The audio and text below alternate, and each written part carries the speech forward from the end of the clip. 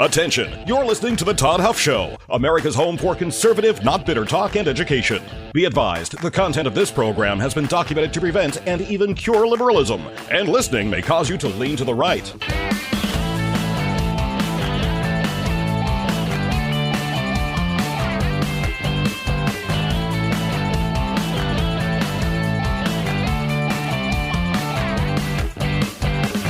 And now, coming to you from the Full Suite Wealth Studios, here's your conservative but not bitter host, Todd Huff.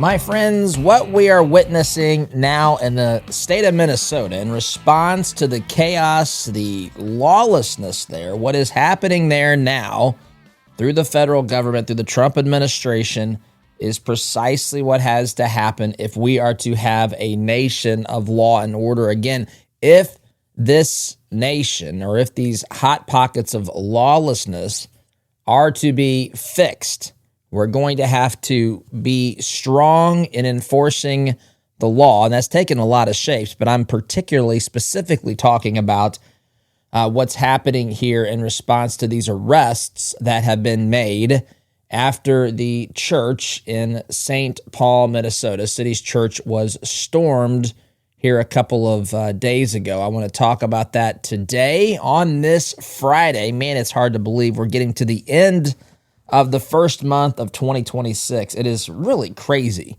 how fast time goes. So that's where we're going to head today, my friends. Hey, listen, and by the way, if you are a person who has high cholesterol, your bad cholesterol points are high, if you have a history of heart disease, if you have just a concern, a history of high cholesterol running in your family, my friends, I'm talking the bad cholesterol, Solti can help you. Solti is an all-natural, hear me say that, all-natural product. It has been clinically proven to help people lower cholesterol, and it may be able to do the same thing for you. This is not a drug. It's a good first step to taking care of your heart's health. I have Solti. I use the product. I think you should think about using it as well. It's very affordable. Solti.com is the website if you want to go get more information. And while you're there, if you decide that it's a product that you want to try, you can use my name, Todd, during the checkout process. You'll save 50%. You'll save 50% off your first 3 months supply, and you'll get free shipping on top of that. It's already affordable. This makes it even extraordinarily affordable, my friends. Solti.com, SOLTEA, promo code Todd. It doesn't get much easier than that, my friends. All right, so let's get started here today. Let's do an update, if you will. I again, want to frame this off the top. Law and order will only survive in this country if illegal bedlam and pandemonium and outright lawlessness is responded to appropriately. If it gets the same answer each and every time that it's tried. And by the way, you don't get to trespass and disrupt a worship service just because you have some cause or you have some chance that you want to practice. You just can't do that, my friends. Again, you can protest on public property. You don't get to protest on private property unless, of course, you've got the permission of the private property owner. That's the way that this works. And so arresting people who break the law, charging them if they break the law, and following through if they break the law consistently, not selectively, not targeting one group of people, not protecting and ignoring a group of people who may be doing it as well. When this stuff is handled uniformly, this is how you address this. It's what needs to be done, and I'm glad it's happening. So, City's Church, St. Paul, Minnesota, that's where this happened. That's where we go back to last week. And we have a worship service. This is a Southern Baptist, SBC, Southern Baptist Convention Church. They're having services. You've seen the videos. We'll talk about this too, my friends. You've seen the videos. You've listened to the protests, whatever. You've seen it.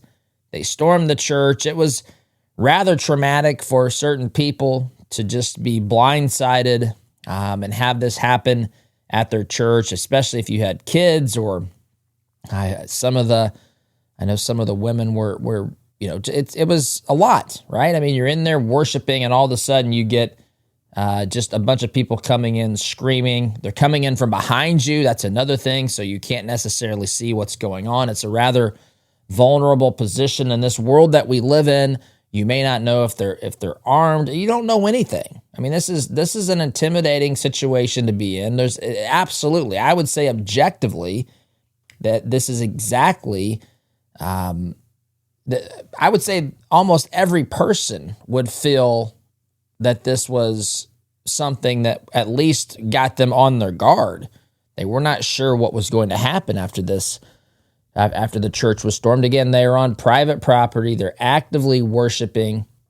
And then this group of protesters comes in, which again, I do on this program from time to time as a public service. As a public service to those on the left who are confused about riots and protests, and I, from time to time, will chime in so that I can let them know when your protest, the protest you're attending, actually becomes a riot. And I say things, for example, if you've gone from chanting and holding signs up on a public sidewalk and suddenly you find yourself throwing big chunks of asphalt or water bottles or rocks, you've ceased attending a peaceful protest and you have now found yourself in a riot. When you find yourself no longer walking on the sidewalk, but you find yourself dancing on top of a police cruiser, you have ceased attending a peaceful protest and you are now in the midst of a violent riot. When you no longer have to use hand warmers and gloves to remain warm, and you can suddenly warm yourselves by the open fires that you and the other radical lunatics have set in trash barrels or just openly on the streets. You have ceased attending a peaceful protest, and you now have found yourself, my friends, in a riot. Now, I don't want to go as far to say that these folks were rioters. There was no direct violence, but it was definitely confrontational, and it was definitely maybe a pre-riot mentality of the folks that stormed this church. If you find yourself in the middle, how about this? If you find yourself in the middle of a worship service and you are attacking or screaming at the people, drowning out the voice of the pastor, if the little kids that are sitting there in the worship service begin to cry and run for the doors or run for cover when you come in, you're probably not part of a peaceful protest. People have confused what protest is. I remember not too long ago, I remember talking about this on the program. This was back when Tough Guy Chris Cuomo was Tough Guy Chris Cuomo, and he was at CNN. He and Don Lemon were at CNN, and of course they had programs that butted up against one another, and so they would pass I forget who came on first. I think Cuomo passed it off to Don Lemon. It could have been the other way. I don't know. I don't really care. All I know is they would, at the end of their programs, kind of talk together. The one that was on first would, leave the air, and then, of course, the one that was coming on next, who I think was Lemon, but I could have that flipped. It could be flipped, actually. Then the other one would come on, and they would just kind of pass the baton between their poorly run programs. But I remember one time, Tough Guy Chris Cuomo said, and I'm going to paraphrase, I don't have this in front of me. I was thinking about this as I was putting the show together, but I didn't pull the link for this. I didn't necessarily think I would bring it up. But do you remember when he said, where in the Constitution does it say protests have to be peaceful, or something like this? It's a remarkable thing to think about. A protest, a lot of people on the left, they think that protest means that they can do certain things, that they can, kind of press in on people, kind of find the gray area and make their lives inconvenient so that they then have to pay attention to what they're saying. That is not what protest is. Friends, you don't have a right to impede the flow of traffic, making it harder for people to get from point A to point B. They have jobs to go to. They have things to take care of in their lives. They might be in need of emergency services, ambulance services. If that can't get there, that's on the people who are stopping traffic. See, they think that protest means that they can make your life difficult by throwing a wrench in the gears, metaphorically and maybe even literally in some instances, in the way that society functions so that it just gets difficult. Make it difficult on the person that doesn't agree with you or doesn't find your issue to be as important or whatever as you do. Don't see things the same way. They think that they've got a right to make it hard for you to get through the day without being obstructed by them in some way, forcing you to pay attention to them because they've made your day more difficult. That's not protest. Listen, I know that's how they think. I'm aware of who these people are, right? It's not just, listen, they can go out on the sidewalks, public spaces. They can exercise in free speech. They can present their ideas. They can make their case. They can explain what it is that's so troubling about whatever issue of the day it is. And they've got a lot of things to be protesting about right now with Trump in the White House. But as I look at these issues that they protest against on a one-by-one basis, I check them off as things that are not really things that I agree with at all. I don't agree, for example, that ICE is the problem in the scenario in America. I think the people, this is a radical idea today, apparently, but I think the problem are the people who have been here illegally. See, I think the problem, I did today's Todd Talk on the waste, fraud, and abuse a little bit about what's been happening in the Somali scandal in Minnesota. And, of course, there's a preemptive measure being introduced in another state, the state of Virginia, by a radical leftist Democrat who says we don't want the state to force nonprofits to verify eligibility of receiving federal funds. We want to actually prevent that from happening, which is exactly the opposite of how a responsible adult would act.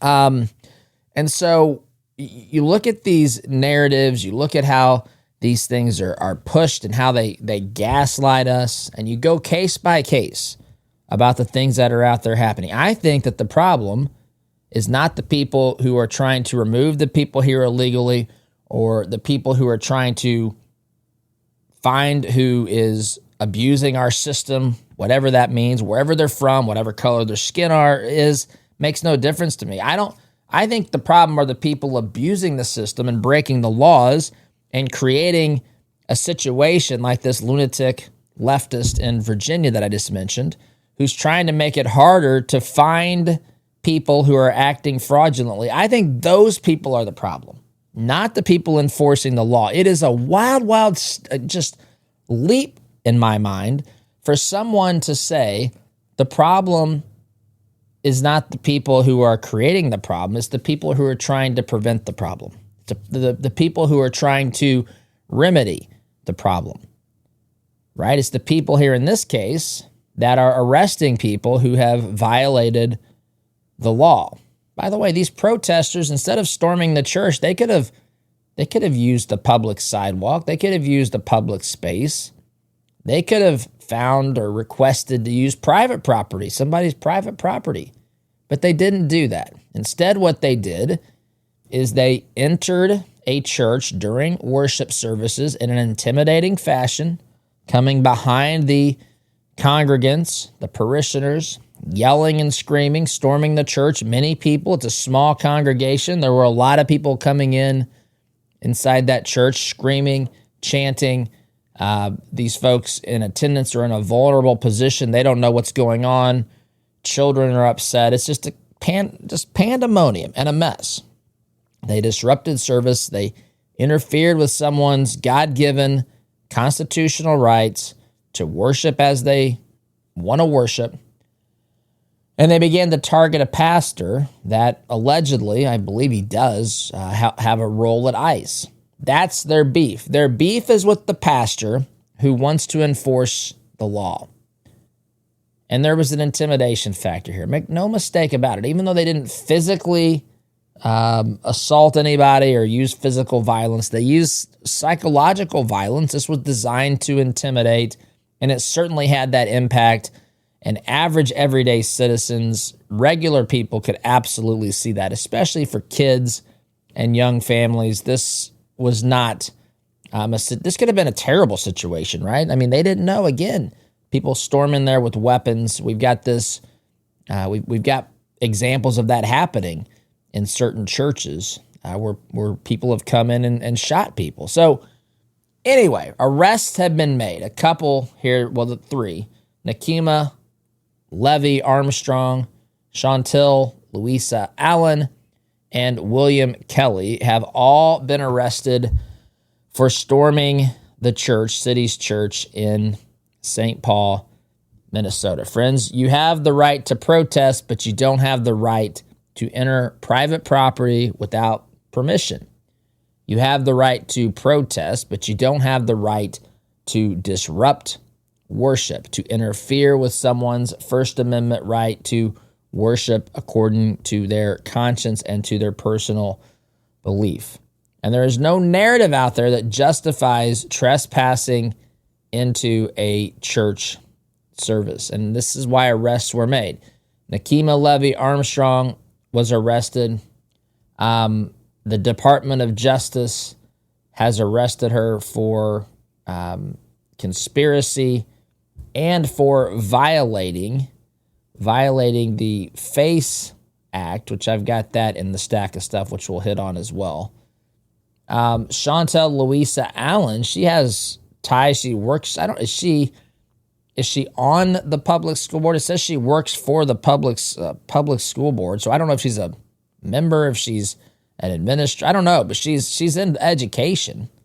This is the sort of person, by the way, when you hear me talk about the 7 pillars of propaganda that the radical left have taken hold of in this country and have used to push their morally bankrupt worldview on us. Education is one of those. Academia is what I call it. And it's because of people like this. You can tell that she's a radical. And of course, I mentioned William Kelly as well. This is a disruption. This is infringing upon people's, again, God-given constitutional rights here. This is not a protest, trespass, and interfering with someone worshiping. That is the problem here. And that's where we are. That's what happened. So I have an article here at The Blaze. Let me pull this up. That kind of expounds upon this a little bit. Here we go. My link is broken, so I've got to copy and paste here. That's what we're going to do. Friends, while I'm doing that, you know that one of the biggest challenges that we have as conservatives is finding ways to ensure our values align with how we live our lives and what we do. That includes how we invest our money. I love what the team at 48 Financial is doing on this because they specialize in what is called biblically responsible investing so that basically they screen out companies that don't align with biblical faith and with biblical values so that we're not funding things that go against our faith and our values. So they do the heavy lifting. They do all the research and determining who's in your portfolio. If you complete this simple assessment, they can go through and say, here are the stocks or the mutual funds or whatever that are, aligned with your values and your beliefs, and here are the ones that maybe aren't. And all you got to do to complete that assessment is head on over to 48financial.com/Todd. That's 48financial.com/Todd. 48 Financial, because your money should work for, not against, my friends, your values. All right, so let's get here back to this article at The Blaze. Anti-ICE radical who took credit for the invasion of a Minnesota church arrested by feds, the Trump administration is evidently willing to put the FACE Act to good use. Radicals from Racial Justice Network, Black Lives Matter Minnesota, and BLM Twin Cities assembled. That is a trifecta there of radical groups, my friends. They assembled on Sunday for a so-called ICE out action, then stormed a Christian church in St. Paul, Minnesota. By the way, have you seen the lunatics who have been going to Target and buying salt? Is that what they're doing? They're buying salt at Target. And then basically, I think as soon as they buy it, maybe they come back the next day, they return it. And so there's this huge line of returns because they're mad at Target because Target isn't doing enough to protect our neighbors and our friends and their employees from ICE. Well, first of all, if there are people that are here illegally and they're working at Target, what's Target doing to prevent that from happening, number one? Number two, ICE, again, is just enforcing the law. Listen, the left wants organizations, businesses, and radical lunatics to interfere with the enforcement of law. That's what this is all about. But this is what they think is, clever and makes sense to them.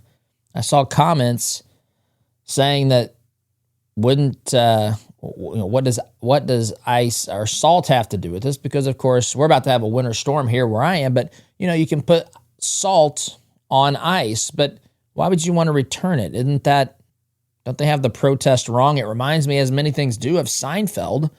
The Seinfeld where Kramer was protesting the post office, and he had a dummy, a postal worker, and he had a bucket on the dummy's head. And they said, "Why is the bucket on the dummy's head?" He said, "Because we're blind to the injustice." And they said, "Well, shouldn't the bucket be on your head?" And so, yeah, it should have been. Just like the ICE protesters have this backwards. Anyway, the point is that these people, it's a perfect storm of radical, insane people that don't even know what they're talking about, don't have any sense between them. They've assembled, 3 groups assembled Sunday. They got together to prepare an ICE out action. They stormed the church, and now they've been arrested. So I got more on that after the break. I want to fill in what one of the people who was arrested is now saying. They're now gaslighting, trying to gaslight the American people about what happened. I want to talk a little bit about Don Lemon. He avoided getting arrested here. A federal judge, or a judge, I should say, refused to issue an arrest warrant for him because of media protections, the First Amendment. There's things to get into still, my friends. Got to take a break, though. Quick time out. Back in a minute. Welcome back, my friends. I wanted to get just through a little bit of this article here about the arrest, and I want to also share with you what one of the people who was arrested, what she's now out there trying to tell us happened. She's trying to gaslight us. Don Lemon's involved here. That's where we're headed. So, back to the article here. Again, this stuff is all on our website, and it is in our free email newsletter. Friends, if you want the shareable version of the show, if you want the version that has additional information, the background information, the links, additional commentary from me, things that you can share, things that you can use to do your own research, that sort of stuff, the thing that went into the show, some additional content that sometimes is just more in depth, and sometimes there may be other things in there. The Todd Talk for the day is in there as well. You can sign up for our free email newsletter called The Inner Circle at the website, toddhuffshow.com. But anyway, this is also on the website if you just want to go and find the links. Anyway, the article that I was reading from before the break, before I had to take the time out, I stopped right here. Attorney General Pam Bondi announced Thursday morning that at her direction, Homeland Security investigations and FBI agents arrested, again, the people I spoke of. One is Nakima Levy-Armstrong, the founder of the Racial Justice Network and former president of the Minneapolis chapter of the NAACP, who claimed responsibility for the disruption. The Attorney General indicated that Chantel Louisa Allen, a radical lesbian who has led BLM Twin Cities and worked for the St. Paul School Board since 2020, was also arrested.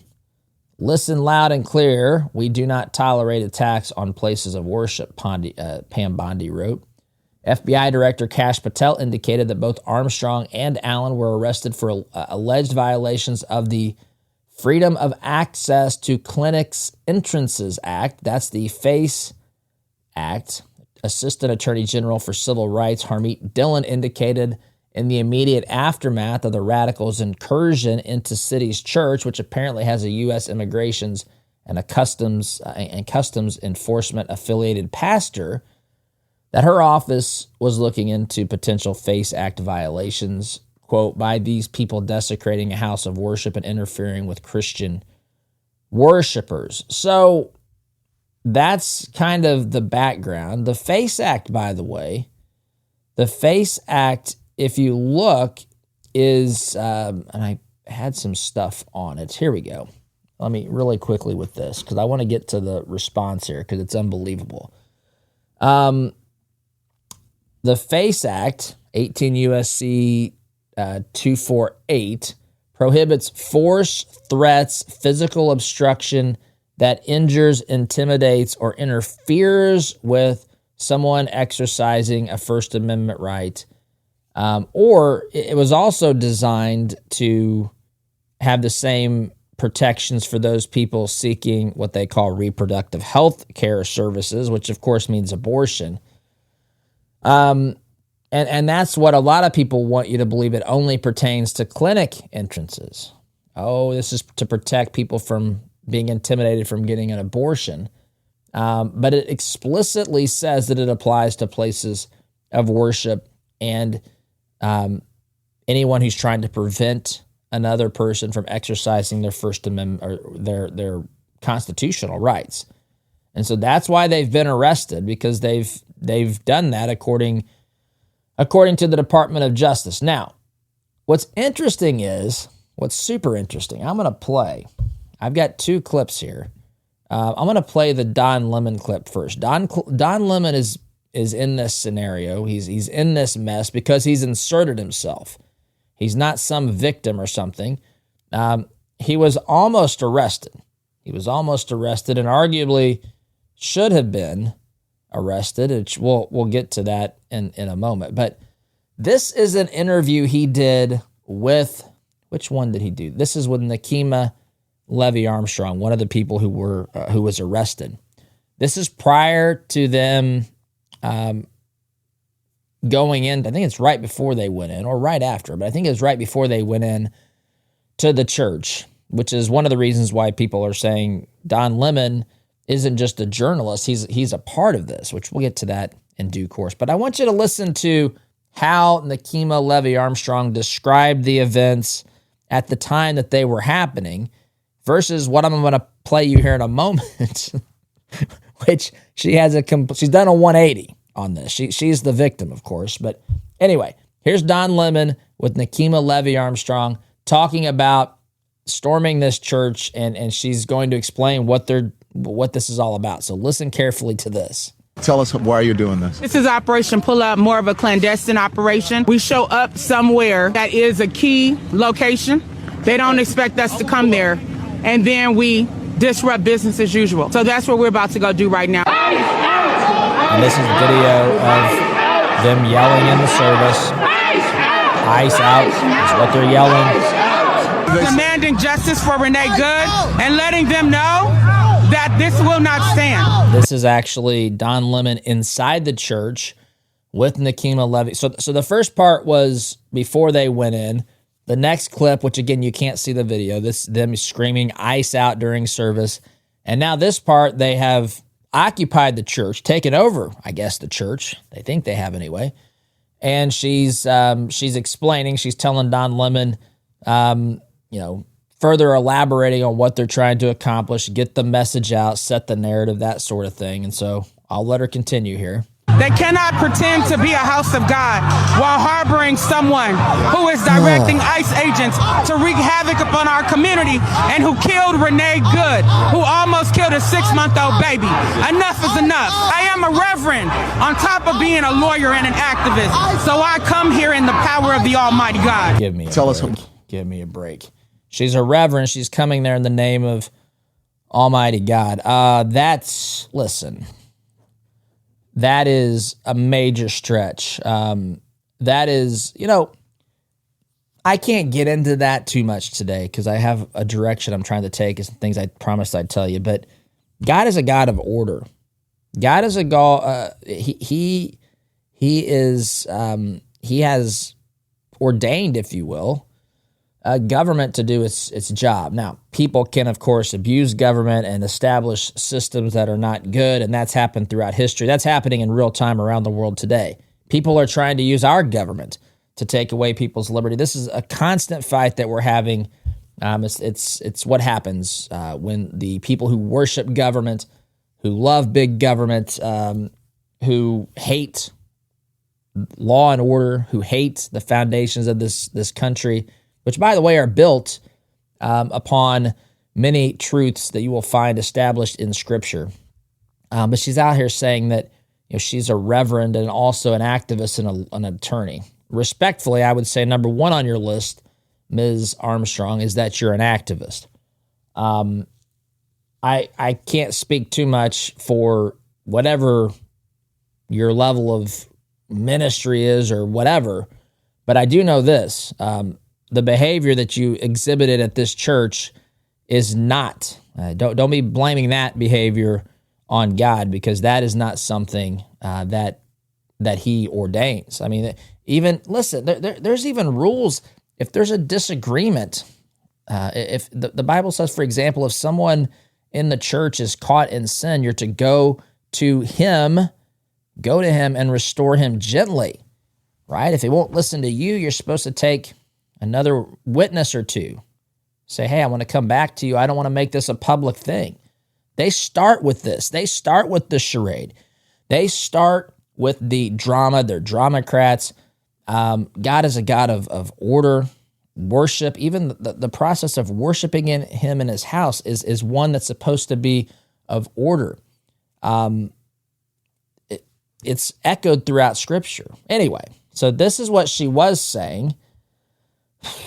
I'm going to have to take a break and play what she's now saying. I'll have to take a break, but when I get back, I'm going to play what she's now saying when she's on CNN with Aaron Burnett, which is night and day compared to what I just said there. And I've got some thoughts about Don Lemon as well, my friends, which we'll get to in the final segment of the program today. So, wrap it up here. Segment number 2. Let's face it, living with discomfort is tough, and while prescription medications can certainly help, they often come with a long list of side effects, not to mention the risk of dependency. That's why more people are exploring natural options like Kratom from Christopher's Organic Botanicals. This is a family-run company. They do things the right way. They work directly with Indonesian farmers, lab test every batch to make sure, my friends, that it's clean, no synthetics, no chemicals, no surprises, just honest, natural kratom that's been used for generations. The problems that you've heard about kratom come from synthetic blends and contaminated junk that isn't real kratom at all. Christopher's keeps it real, keeps it clean, keeps you informed. You can start with their kratom starter pack. Use code Todd Huff to save 10%. Christopher'sOrganicBotanicals.com. That's Christopher'sOrganicBotanicals.com. Truth, tradition, transparency, and yes, my friends, time out for me. Back in just a minute. All right, my friends, we're going to have to get to this quickly. It never ceases to amaze me how they try to gaslight us. So, one more thing to get to before we get to the final videos clips and Don Lemon and so forth. But friends, if you ever notice how families seem to have a plan that lasts for generations, that is not by accident. Full Suite Wealth works with people who want their wealth to make a difference for years to come. Their teams brings together high investment strategies like private equity, private credit, options strategies, all coupled with expert legal guidance. It's about making sure your vision becomes a reality for the people you love today, tomorrow, and well into the future. And if you're looking to do more than just manage your money, if you want to leave a mark, leave your legacy, build something lasting, take a look at Full Suite Wealth. FullSuiteWealth.com is their website. Again, FullSuiteWealth.com. Build your legacy, my friends. Secure your future. Okay. So, that being said, let's get to perhaps the gaslighting event of the new year of 2026.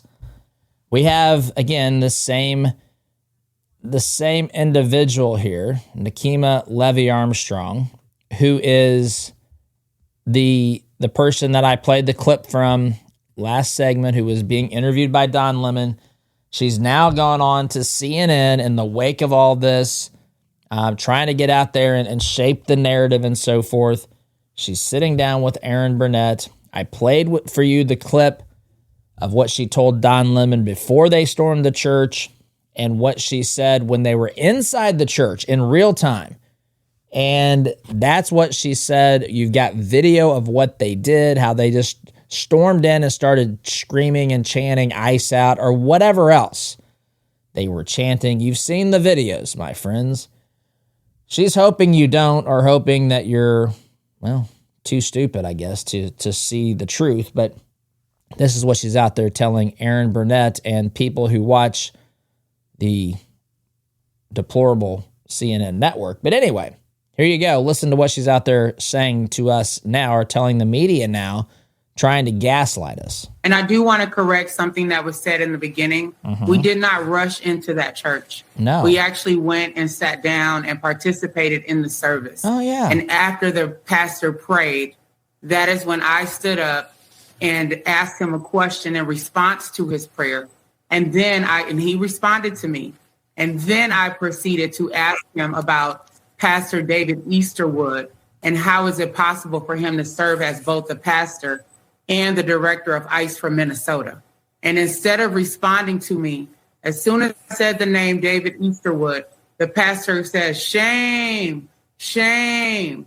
And that is when I led us in chants, "Justice for Renee Good" and "Hands Up, Don't Shoot."